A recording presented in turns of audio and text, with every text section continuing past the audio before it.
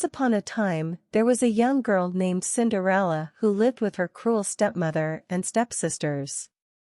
They made Cinderella do all the hard work around the house, such as cleaning, cooking, and washing clothes. Cinderella never complained, but she was very unhappy.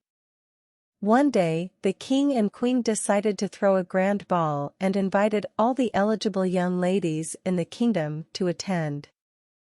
Cinderella's stepmother and stepsisters were thrilled and spent hours getting ready, but they forbid Cinderella from going. Cinderella was heartbroken, but she didn't give up hope. As she sat by the fireplace, Cinderella's fairy godmother appeared. She was a kind and magical woman who had always watched over Cinderella.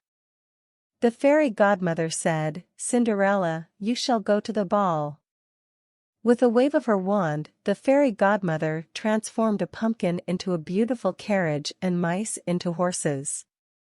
She also turned Cinderella's rags into a sparkling gown and glass slippers. Cinderella was overjoyed and thanked her fairy godmother. She climbed into the carriage and set off for the ball. When she arrived, everyone was astonished by her beauty. The prince, who was also at the ball, asked her to dance, and they danced the night away. As the evening came to an end, Cinderella realized that she had to leave before the stroke of midnight.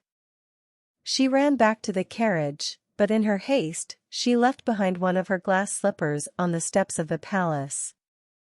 The prince searched the kingdom for the owner of the glass slipper, trying it on every young lady he met.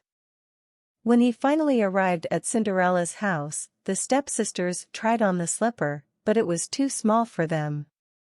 Cinderella, who was watching from afar, stepped forward and tried on the slipper.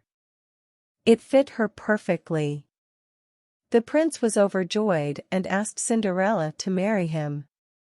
She said yes, and they lived happily ever after.